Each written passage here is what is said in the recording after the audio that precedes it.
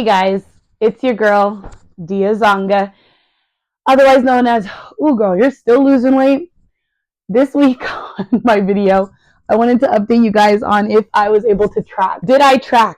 No, I did not track.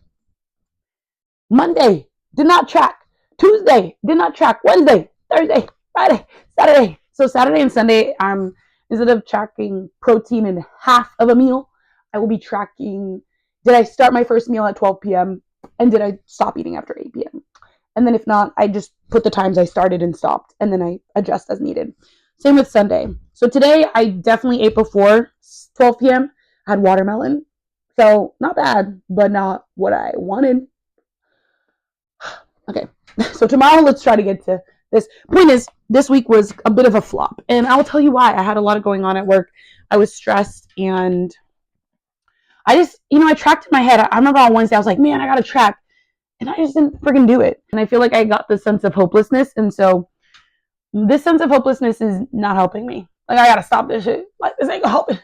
So here's the thing that I'm noticing about myself is, like, I feel like if I eat less, okay, I'll eat less calories. But then the problem is, like, I'm starving myself, then I'm gonna feel like I need to eat more, and then that's when I make bad decisions. What's gonna keep me the most, like, stable and neutral?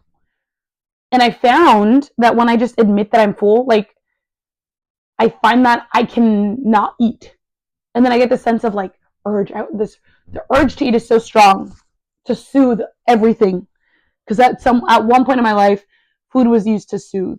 When you have goals that require you to really be mindful, because as a teacher, I'll tell you guys what I'm up to. I'm, obviously teaching, and then teaching what I think pretty well, like actively trying to, like, engage my students. Then I'm dealing with, like, parents and families, situations that happen to arise at school. I do extra credit activities that I get paid for, but they do require time and effort. And extra credit activities, I just mean, like, professional developments that, like, require time, and you get those extra checks, extra money in your pocket for participating. So it's not like I'm not getting compensated. It just takes time, right? And as I've gotten older, I've realized my real resource isn't, like, money or whatever. It's, like, time.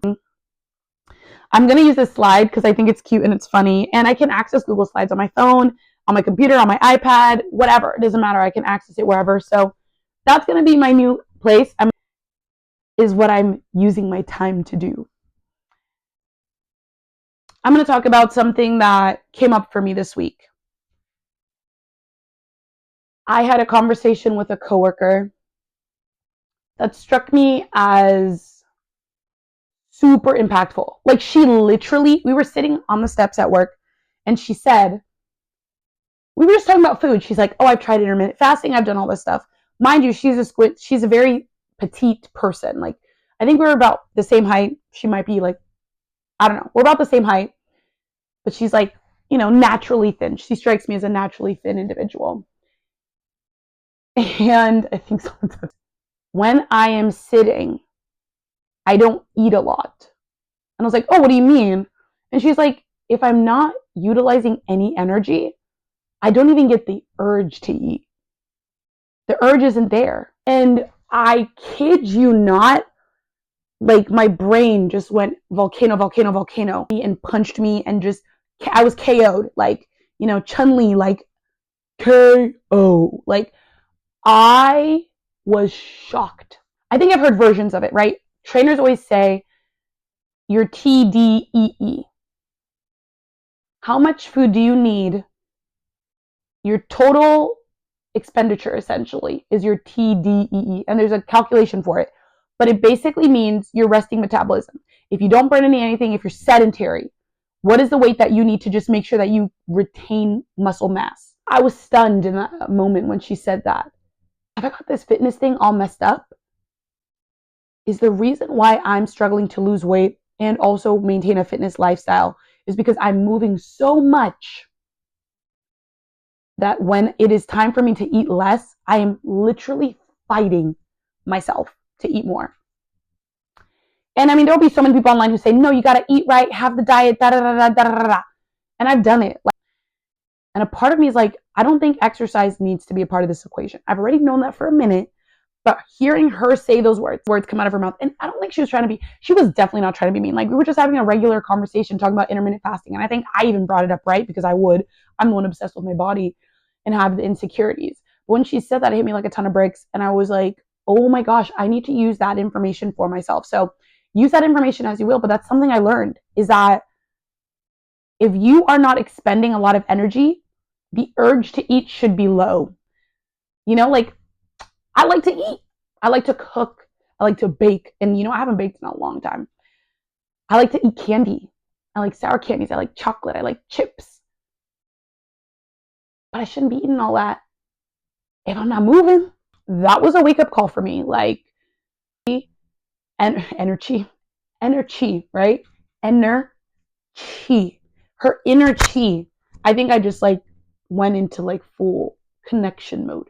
Her inner chi, her energy is telling her, because you're not moving, you have enough whatever to sustain you. And for whatever reason, she gets zero urge around that. But for me, it's like my life is lit on fire. My mind is on fire. I'm like, I need to eat, I need to eat, I need to eat. And I think it has a lot more to do with like my mental relationship with food and how I've used it as a soothing coping mechanism. So I think I'm going to start trying to tap in with my inner chi and say, hey, where am I right now? Like, right now I'm full. I'm not going to eat dinner or anything because I ate hella food at a baby shower that I went to. But, skinny girls be having the tea sometimes. And as someone who struggles to maintain a healthy weight because of my emotional eating, it was a really good thing for me to hear that, because it made me reevaluate how much food goes into my mouth. It's just an urge. And that urge right there, I think, is really what's hard for me to let go of, because it's been helpful in a lot of ways, but it's also just, it's super destructive. So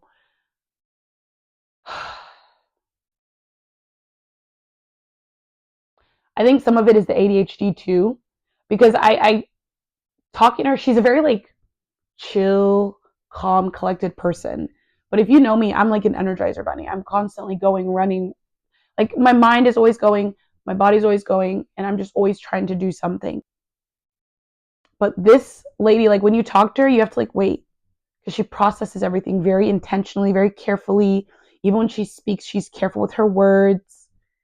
And I thought to myself, she makes so much sense to me as a personality. And I love people like that, because they challenge my own idea of what it is to be thoughtful, caring, kind, and centered. I've always considered myself a down-to-earth person. But next to her, I look like I'm, super like Sonic Flash, hyper bunny, ADHD active person. And I think I am naturally. And I think it's the old adage, right? Like, slow and steady wins the race, and like the bunny burns out. And I think for so long I've been the bunny, but I need to adapt more turtle habits. Or I feel weird when I'm hungry. Like, I need to be full, like, all that kind of stuff. But it was just an interesting week. I was busy, I was exhausted, and I felt a lot of guilt around not moving the way I wanted to move. And that's essentially what they say, is like, if you want to lose weight, calories in, calories out. But her perspective isn't necessarily that, right? Her perspective is, just don't use as much energy. And if I do feel the need to eat and I notice myself using less energy, I should question why I'm eating. Sometimes talking to people who have different bodies than you gain a perspective that's new and interesting, and it can give you some insight as to why you believe some of the things you do. Time is I have a really hard time committing to plans and sticking with them. But B, I'm not looking for a quick fix. Some people can do this, I cannot. And I've done it multiple times, so I don't want to do any more fads, I have done the amount of fads. I've done potato diet, oatmeal breakfast, like oatmeal diet. Albie Al on Instagram, when I used to buy paper plans from people on Instagram. Katie Hearn Fitness, Zoe Z Body Fitness, Build a Better Booty. Like, I have done every single program. Working with a girl who lost over 120 pounds only to be paired with somebody else who didn't even, like, I've done everything. I'm paying for personal training $300 a month, and I haven't even gone because my ankle was fucked up and I need to use up all my sessions. Like, y'all, I have paid for everything under the freaking sun. But the only thing I haven't actually done is put that money towards me taking action to do something. Right now, my goal is, of course, to track, right? You guys saw my beautiful PowerPoint tracker, which will be filled next week. I promise y'all. It will be filled. I promise. Y'all keep me accountable. But also hearing the words of that friend, I'm actually going to put that as a quote on this, is, you know, if you don't use that much energy, ask yourself, do you need to eat? Like, that's a good question. People can say the most mundane, normal stuff, and it just hits your heart. And that hit my heart and my soul, because that's the battle of my life. Some people deal with drugs. Some people deal with alcoholism. Some people deal with eating couches. Mine is food, and I love it too much. Becoming a new version of yourself, you have to be willing to kill the old version of yourself. She can't even exist anymore. Like, that girl, that version of me, she can't exist if I want to be 150. Like, share, and subscribe.